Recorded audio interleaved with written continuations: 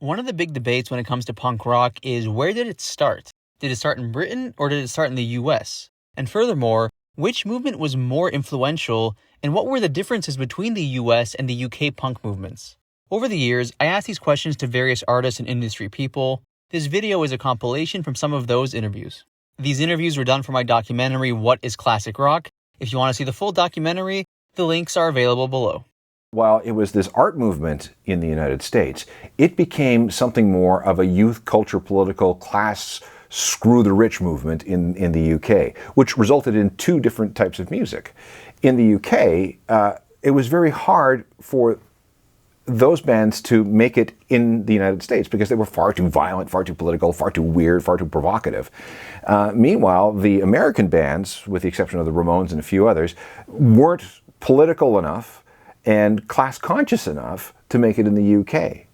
And the interesting thing that came out of all of this is that the quieter, milder, poppier, hookier bands in the UK came to the US as new wave bands, which was another marketing term, which was created by Sire Records, and which is the company that signed people like Morrissey and the Pretenders and the Smiths and a whole bunch of others, and the English Beat. This was a way of taking the angry stuff or the less angry stuff from the UK and making it palatable to American audiences. In your mind, what distinguishes the UK punk movement from the US punk movement? I think the UK punk movement versus the US one at the time, in those early 70s, in the UK, it was a pretty dark time. There was a lot of unemployment and a lot of disenfranchisation against the government. And that music came up and its voice was, let's rally against what we see as wrong. In the United States and in Canada and Hamilton here, where punk was strong, it wasn't as politically motivated. I think there was undertones of that, but it was more of a community motivation in Canada and the United States of rallying people around punk rock that felt they were in the same headspace, that they had the same beliefs and they were looking forward to the same things. And I think how you expected to act and grow up in the States and Canada, that's what punk kind of rebelled against. And this government and government action in the UK was what punk rebelled against there. I think punk out of England appealed to a lot of people. The taxes you pay in England are horrific, and they were worse back then. They're better now. Even now, they're not good. So the average man is suppressed. You make £100 a week, and you've got to pay 60 in taxes, and you've got a wife and two kids, and you can't afford a car or anything there. So punk was like the voice of the working man, screaming and shouting. And they go out and have a pint, and they get to scream their heads off. I think punk was important. It shut down a lot of the dance music. It brought back some emotion to rock and roll.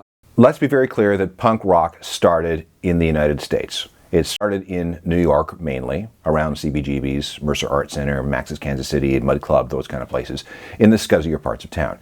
And what people forget, or what some people forget, is that originally punk American style was not very political at all. In fact, it was an art movement. It was performance art.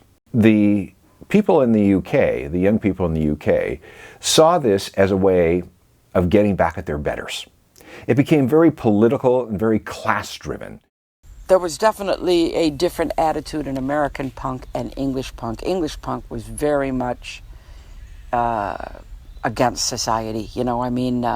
Johnny Rotten went on nationwide TV and said the F word, and that just wasn't done on the BBC, and, it was all the electric hair and the piercings and flicking razor blades at people. I think they were anti this country. It started here.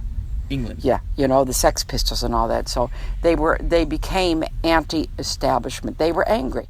Tell you what a lot of people misunderstand about punk. It was a revolutionary thing, but it was revolutionary by being reactionary.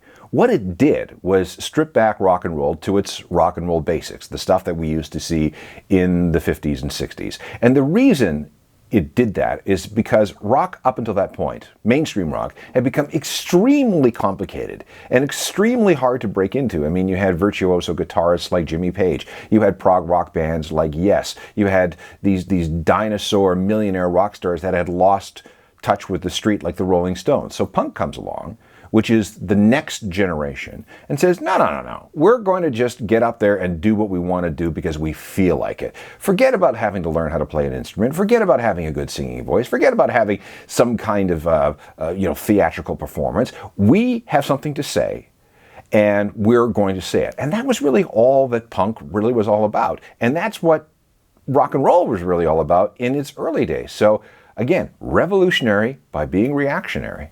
The punk explosion in 1977 had a strong impact, and some would say even stopped the progressive rock movement at that point, because it quickly reminded everyone that rock is supposed to be fun at its core, and if it gets too musically, technically proficient, it might lose some of that. If we go through the history of rock and roll, there are several watershed moments. I mean, there's Elvis, there's the Beatles, there's Woodstock, and then we get to punk. Punk was the last great evolution in the rock and roll sound. I mean, there have been other things that have happened since then, but they've mostly been derivative of things that happened before. I mean, the punk rock revival of the middle 1990s, grunge was just a variation on a certain type of heavy metal. Indie rock was really nothing more than the sensibilities of the Beatles brought into the 21st century. So we haven't really seen in the rock and roll genre, the idiom that is rock and roll, any real change since 1977, 78.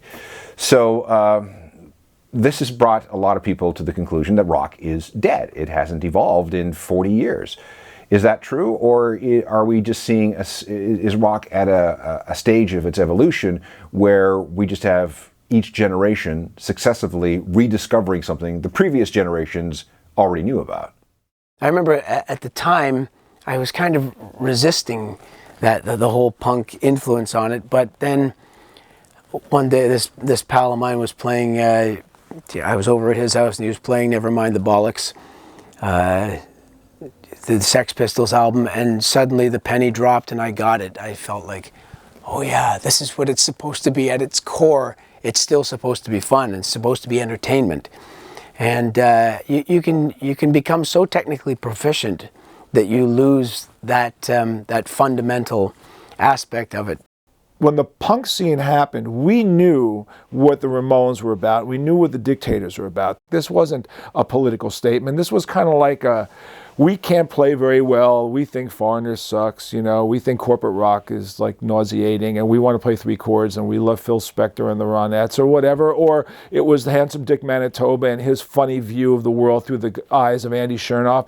They were funny stuff. It wasn't threatening. It wasn't political. It was just kind of funny. And then Twisted Sister, ironically enough, was signed by a punk label in England because they saw us as revolutionary and insane. And they put us on a label with the Exploited and the Cockney Rejects. It doesn't get much more punk than that. These guys were starving to death. The members of the Exploited was our road crew during our first tour. Wonderful guys. We were in London in 1982. Went to the clubs. Everybody had mohawks. And it was a great scene. But I can't say that we looked at it in any other way other than, wow, that's kind of an interesting scene, but that's not our scene.